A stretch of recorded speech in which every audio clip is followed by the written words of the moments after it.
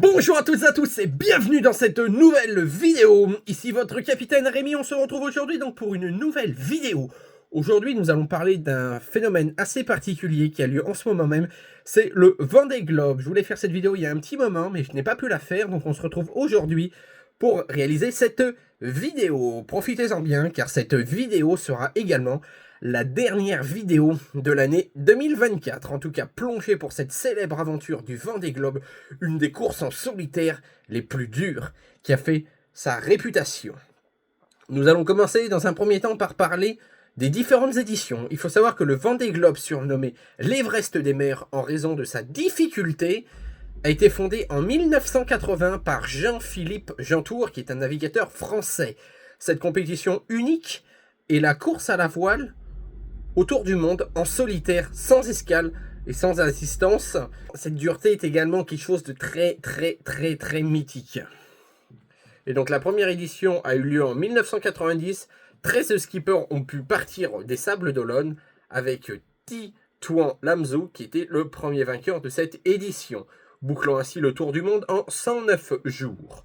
Depuis lors, chaque édition, qui a lieu tous les 4 ans, est marquée par des récits d'endurance et de bravoure avec des moments marquants, comme ça a été le cas en 96 avec la victoire de Michel Desjoyaux en 2000 et la victoire en 97 de Christophe Augustin qui ont terminé le tour en seulement 93 jours. Il faut savoir que cette course, comme c'est l'une des courses les plus exigeantes du monde, cette course amène une technologie assez différente de ce qu'on a pu voir. À l'instar de ce qu'on a pu voir lors des régates courtes, lors des vidéos précédentes, notamment de l'Américain, on va voir que ces technologies sont à la fois très différentes, car l'Américain est faite pour réaliser des courses courtes, et le Vendée Globe est prévu pour être une course durable sur le long terme, et donc avoir des bateaux costauds et plus faciles à réparer que les autres types de courses forcément. Donc les avancées technologiques ont transformé le Vendée Globe depuis sa création. Les bateaux étaient construits principalement dans des matériaux composites classiques. Donc pour ceux qui ne savent pas ce que c'est que le composite classique, quand on parle de matériaux composites, on parle principalement d'époxy et de plastique et de fibres de verre. L'introduction de la fibre de carbone par la suite a permis de construire des bateaux plus légers et plus résistants. Les GPS de haute précision et les systèmes de communication ont révolutionné et sécurisé cette course qui peut être très particulière. Et depuis quelques années, nous avons des foils, donc c'est ces immenses pièces qui permettent aux bateaux de pouvoir voler au-dessus de l'eau, ont radicalement changé la donne. Introduits progressivement, ils ont permis des vitesses spectaculaires, puisque on a pu voir que lorsque les bateaux ne sont plus traînés sur l'eau, on peut atteindre des vitesses très impressionnantes. Les skippers peuvent désormais aussi recevoir donc des prévisions météorologiques en temps réel et leur stratégie en conséquence, améliorant ainsi la compétitivité et la sécurité. Maintenant, nous allons voir les principales transformations au niveau des classes du Vendée Globe. De sa création jusqu'à aujourd'hui, sont autorisés à participer au Vendée Globe. Les monocoques 60 pour 60 pieds, plus communément appelés les IMOCA. Depuis la première édition, les monocoques de la classe 60, appelés aujourd'hui IMOCA, sont les principaux bateaux de cette course. Ces bateaux mesurent 18 mètres, construits avec des matériaux comme la fibre de carbone. Ils peuvent être légers et résistants. Les règles de cette classe imposent des normes strictes en matière de dimension, de poids et de technologie. L'introduction des foils dans les années 2010 a ainsi marqué une révolution permettant aux IMOCA de voler au-dessus de l'eau et d'atteindre des vitesses incroyables. En deuxième catégorie, nous avons des multicoques. Lors des premières éditions, des multicoques étaient également autorisés. Toutefois, les défis en termes de sécurité, notamment en solitaire, ont conduit les équipes à abandonner légèrement ce type de monocoque, car il faut bien comprendre que les monocoques offrent des garanties de sûreté beaucoup plus faibles comparées aux monocoques et ont disparu au fur et à mesure des éditions. Par exemple, les monocoques de plus de 60 pieds autorisés initialement étaient profondément exclus pour des termes de sécurité et garantir une équité. Quand on dit l'équité, c'est tout simplement un meilleur respect des classes, parce que vous vous doutez bien qu'un multicoque avec un monocoque, dans des conditions favorables, le multicoque aura beaucoup plus de chances de réussir. On a aussi eu selon les différentes éditions du Vendée Globe des choses un petit peu marrantes, comme ce qu'on appelle des customs. Les customs, ce sont certains skippers qui optent pour des conceptions de bateaux sur mesure dans les règles des IMOCA, mais cependant, c'est pas vraiment un IMOCA, c'est-à-dire qu'ils construisent des constructions personnalisées en respectant juste la jauge et en y mettant une sauce un peu personnelle. Ces yachts customisés bénéficient souvent d'innovations aérodynamiques et hydrodynamiques. Ces bateaux sont conçus pour optimiser chaque aspect de la performance en mer. Ensuite, nous avons les bateaux de série. Bien que les IMOCA sont la classe principale, il existe également des bateaux de série construits selon des plans standardisés et vendus en plusieurs exemplaires. Ces bateaux permettent aux skippers disposant de plus de budget modeste de pouvoir participer à la course. Les disparitions et les évolutions au fur et à mesure des classes, au fur et à mesure des éditions, certains bateaux ont été éliminés pour des raisons de sécurité, de performance et d'étiqueté, par exemple les multicoques qu'on a parlé précédemment. De même, les monocoques de plus de 60 pieds ont été progressivement éliminés. Les évolutions technologiques ont conduit à des modifications régulières des règles pour intégrer les nouvelles innovations tout en garantissant la sécurité des skippers. Les matériaux plus légers, les systèmes de navigation avancés et les dispositifs de sécurité améliorés ont transformé les IMOCA en véritables machines de course capables de parcourir le globe à des vitesses époustouflantes. Le Vendée Globe attire les skippers du monde entier. Lors de la première édition, ils étaient simplement 13 marins à avoir pris le départ. Ce nombre a évidemment évolué au fur et à mesure. Atteignant un record de 30 participants en 2008-2009, les bateaux participants sont principalement des IMOCA 60 qu'on a vu, donc c'est des IMOCA de 18 mètres répondant à des règles strictes en matière de dimension et de technologie. Chaque équipe voit des innovations dans la conception des IMOCA avec des ingénieurs et des architectes repoussant les limites de la technologie. Les bateaux viennent de différents horizons, certains étant des vétérans de la voile et d'autres des novices cherchant à se faire un nom. Chaque skipper apporte son expérience, sa stratégie et ses défis à la course. L'évolution donc des classes de bateaux a été dictée par le comité de course. Dans les premières éditions, elle était principalement conçue pour être robuste et fiable, avec l'introduction des matériaux composites et des foils plus récemment. L'accent s'est déplacé vers la vitesse et la performance. La classe IMOCA a été au cœur de cette évolution tout en garantissant la sécurité des skippers. Par exemple, l'introduction des foils a nécessité des modifications pour assurer la stabilité et la manœuvrabilité des bateaux en toutes conditions. Les IMOCA doivent respecter des normes spécifiques pour l'installation et l'utilisation des foils, garantissant qu'ils peuvent résister aux conditions extrêmes des océans. Le règlement du Vendée Globe a évolué pour s'adapter aux défis rencontrés par les skippers et pour intégrer les avancées technologiques.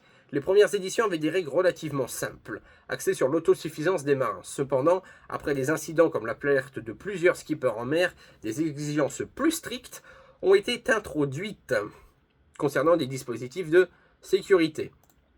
Les skippers doivent suivre des formations de survie et leurs bateaux doivent être équipés de systèmes de localisation par satellite. Les règles concernant l'utilisation des foils ont été ajustées pour garantir la sécurité.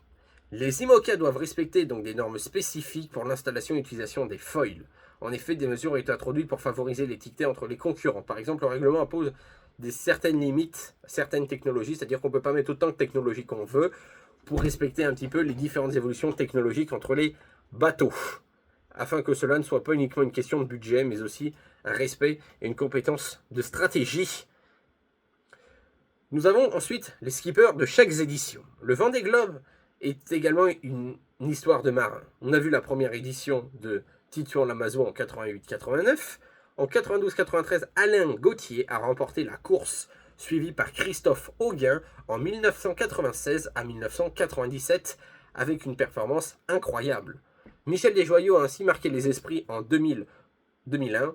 Pourquoi je dis 2000-2001? Parce que tout simplement, il faut savoir que le Vendée Globe commençait en général au mois d'octobre, en octobre, vu que c'est plusieurs mois, novembre, décembre, janvier, entre janvier et février.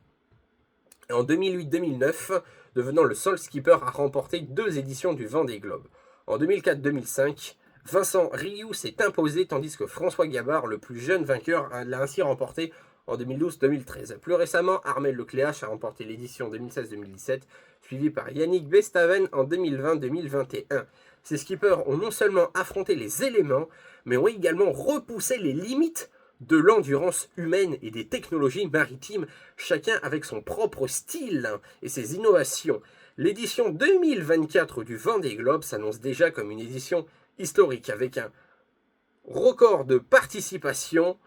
Parmi eux, on a aussi, outre le record de participation, la plus jeune navigatrice, Violette d'Orange, se distingue particulièrement. À seulement 23 ans, elle est la plus jeune Vendée Globe de l'histoire du Vendée Globe à engager cette course exigeante. Elle naviguera à bord du bateau Devenir, anciennement conçu sous le nom de Hubert, qui était l'ancien bateau de Jean Le Cam et sera sans doute une concurrence redoutable, bien qu'à mon avis, mais ça c'est que mon avis perso, elle ne va pas gagner ce Vendée Globe, mais déjà, être la plus jeune, ça montre quelque chose de très incroyable pour cette année en tout cas.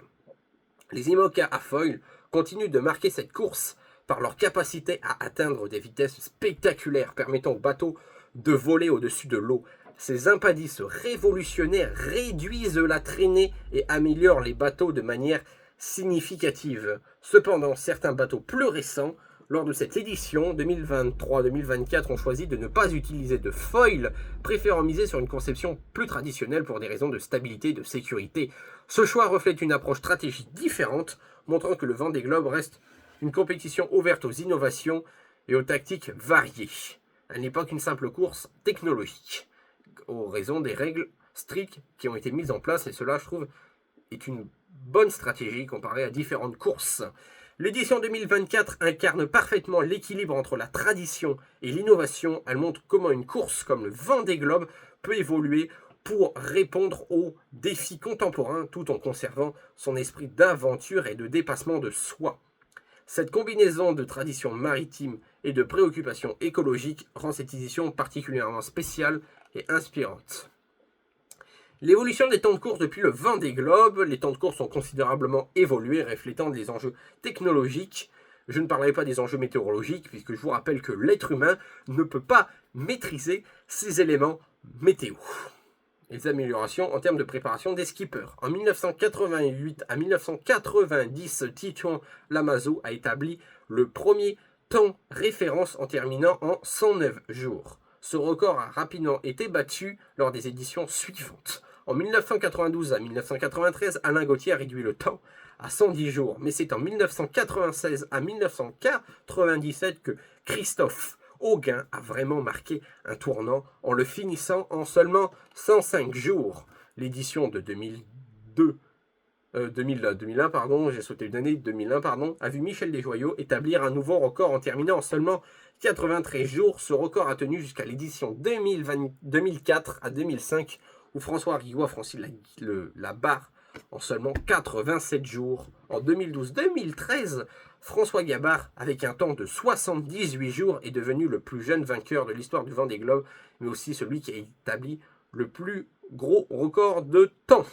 Plus récemment, lors de l'édition 2016 à 2017, Armel Lecléache a encore réduit l'écart à seulement 74 jours. Enfin, Yannick Bestaven a remporté l'édition 2020 à 2021 en 80 jours avec une performance marquée par des conditions météorologiques complexes avec des vents très différents de ce qu'on a pu voir sur des autres années.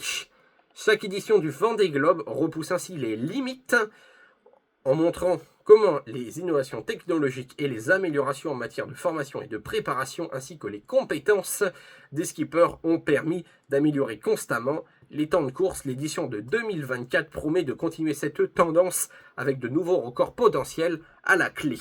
Le Vendée Globe, au-delà de sa dimension sportive, est une aventure humaine et technologique. Les différentes classes de bateaux autorisées au fur et à mesure des éditions reflètent l'évolution des marins et des technologies. Chaque édition est une nouvelle page de l'histoire de la navigation écrite par des marins exceptionnels et leurs bateaux toujours plus performants. En tout cas, j'espère que cette édition du Vendée Globe et cette présentation vous aura plu.